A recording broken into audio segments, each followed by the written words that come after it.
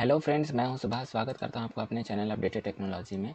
एप्सिट के बढ़ते क्रम में आज हम लोग सीखने वाले हैं कि अगर आप कोई भी चाइल्ड टेबल पे डेटा ऐड करते हैं, अपडेट करते हैं, तो उसके अकॉर्डिंग पेरेंट टेबल में कॉलम को कैसे अपडेट करेंगे ऑटोमेटिकली। आपको सिर्फ चाइल्ड टेबल अपडेट करना है या ऐड करना है, ऑटोमेटिक आपका पेरेंट टेबल अपडेट हो जाएगा। तो ये चीज़ हम लोग सीखेंगे। इससे पहले ये एप्लीकेशन कहाँ पे वर्क करेगा और इसका बैकएंड में हम लोग कैसा फॉर्मूला लगाएं, किस तरह ये एप्लीकेशन काम करता है, सभी जानेंगे। वीडियो में आप अंत तक बने रहेंगे और आपसे रिक्वेस्ट होगा, हमारे चैनल पर नए हैं तो चैनल को सब्सक्राइब कर लीजिए। आपको हमेशा लेटेस्ट वीडियो मिलेगा, नोटिफिकेशन आपको मिल जाएगा, बेल आइकन को हिट करके रखेंगे। तो फटाफट हम लोग पहला डेमो स्टार्ट करते हैं। डेमो स्टार्ट करेंगे, उसके बाद ये एप्लीकेशन बेसिक बनाया गया है रेंटल टेबल पे। मतलब अगर कोई लॉज है या फिर जिनका काफ़ी सारा कमरा है और उनको मैनेज करने में प्रॉब्लम हो रहा है, तो आप एक स्टाफ को भी रख करके इस एप्लीकेशन को बना करके आप यूज कर सकते हैं। इसमें होता क्या है कि आपके पास जो कमरा अवेलेबल है उसकी लिस्ट यहाँ पे रहेंगे। जो कमरा बुक हो जाएगा वो रेंटल में आ जाएगा, रेंटेड में आ जाएगा। तो उसके लिए अभी कैसा, हम लोग फटाफट रेंटेड में जाएंगे और यहाँ पे चेक करेंगे, प्लस पे जाएंगे और यहाँ पे हमने ऐसा कमरा नंबर 1 को मैंने चेक इन करवाया।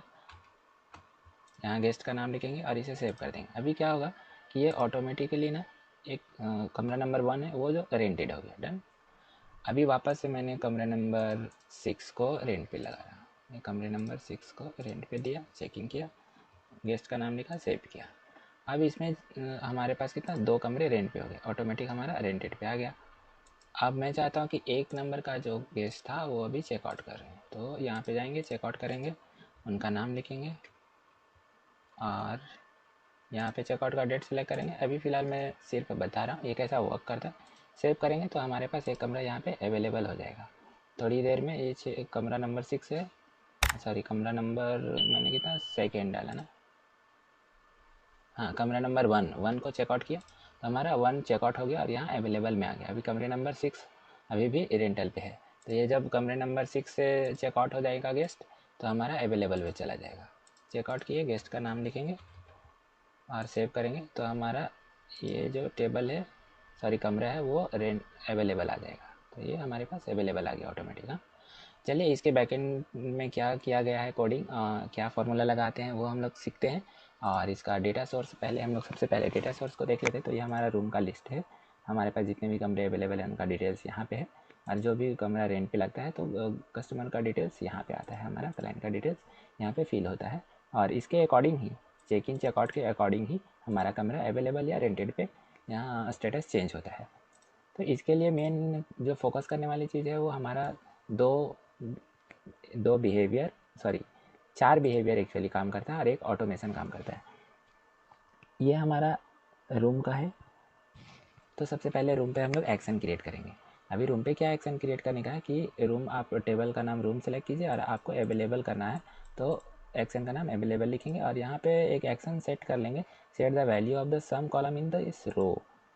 तो इसका स्टेटस में क्या होना चाहिए, मतलब रूम का जो स्टेटस कॉलम है उसमें क्या आना चाहिए, अवेलेबल आना चाहिए। तो स्टेटस इक्वल टू अवेलेबल, मतलब जब भी ये एक्शन पे क्लिक हो तो स्टेटस को अवेलेबल पे क्लिक कर दे। और ये हमें डू नॉट डिस्प्ले करवाना है क्योंकि हमें ये ऑटोमेटिक ऑटोमेशन के जरिए करवाना है, इसलिए मैनुअली करना होता तो हम लोग डिस्प्ले एज प्राइमरी किए हुए होते थे।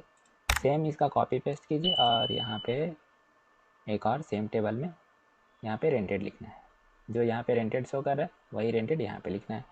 अभी हमारे पास 2 एक्शन बन गए जो चेंज करता है स्टेटस को, एक अवेलेबल में और एक रेंटेड में।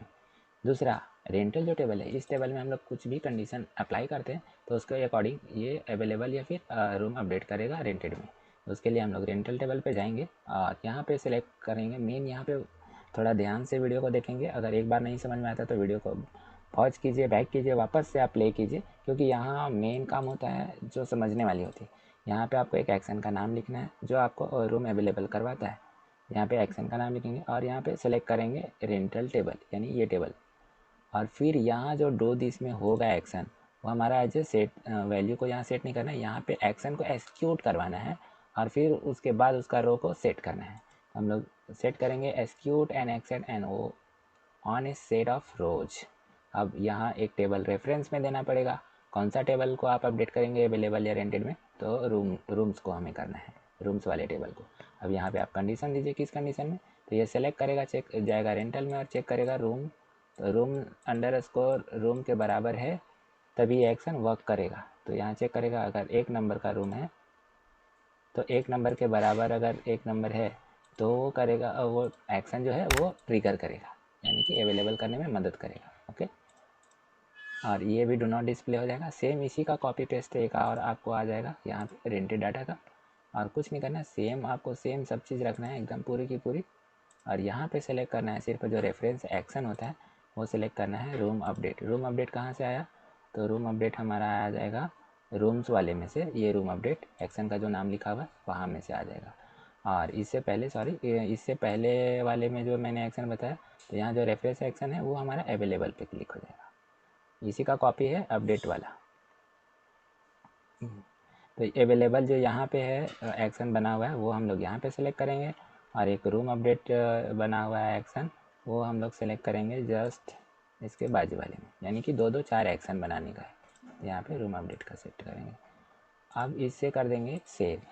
अब मुझे कंडीशन देना है कि ये वर्क कब करेगा, ऑटोमेटिक हमारा ये एप्लीकेशन काम करेगा कब, एक्शन कब काम करेगा। तो ऑटोमेशन में जाएंगे, ऑटोमेशन में जाने के बाद एक बॉट क्रिएट करेंगे, और बॉट क्रिएट करने के बाद बॉट में हम लोग कंडीशन देंगे कि ऐड या अपडेट, मतलब कोई भी डेटा हम लोग प्लस पे जा करके ऐड करेंगे, क्लाइंट को ऐड करेंगे या अपडेट करेंगे, तब उस समय रेंटल डेटा में ट्रिगर होगा और रूम अपडेट करेगा, रूम्स में कमरे को अपडेट करेगा। फिर एक एक्शन आएगा, ये कंडीशन हो गया। कंडीशन में आप ये दे सकते हैं कि status is equal to checkout, जब भी चेकआउट हो तो ये ट्रिगर हो जाए। यहाँ पे ट्रिगर टेबल दिया हुआ और ये हमारा कंडीशन दिया हुआ। सेकेंड में क्या करना है कि हमें रन एक्शन ऑन रोज करना है। यहाँ पे रेफरेंस टेबल सेलेक्ट करेंगे रूम्स का, और यहाँ पे कंडीशन देंगे सेम जो पहले से हम लोग दिए हुए हैं वही कंडीशन। वीडियो पॉज करके आप फॉर्मूला को आप नोट डाउन भी कर सकते हैं, और देन यहाँ पे करेंगे अवेलेबल। देन आप इसे सेव कर दीजिए और ऑटोमेशन को यहाँ से लिंक कर दीजिए। ध्यान रखेंगे पूरी ऑटोमेशन बनाने के बाद यहाँ ऑफ होगा तो आप इसे ऑन कर दीजिएगा, और उसके बाद आप टेस्टिंग कीजिए, एकदम ऐप प्रॉपर काम करेगा। ऐप को प्रोफेशनली बनाने के लिए आप मुझे कॉल SMS भी कर सकते हैं। डिस्क्रिप्शन में मेरा डिटेल्स, वेबसाइट का डिटेल्स, अपॉइंटमेंट डिटेल्स सारे डाले रहेंगे।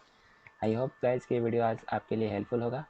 आपसे रिक्वेस्ट होगा, अगर आप अभी तक चैनल को सब्सक्राइब नहीं किए होंगे तो आप सब्सक्राइब कर लीजिए। आपको मेरी ओर से बहुत बहुत शुक्रिया। और जो ऑलरेडी चैनल को सब्सक्राइब किए हुए हैं, देख रहे हैं, तो आपसे उनके लिए मैं और भी, अगर आपको कुछ क्वेश्चन आंसर या फिर कुछ हेल्प चाहिए तो आप मुझे कमेंट बॉक्स में मुझे कमेंट कीजिए। Okay, thank you guys, bye bye.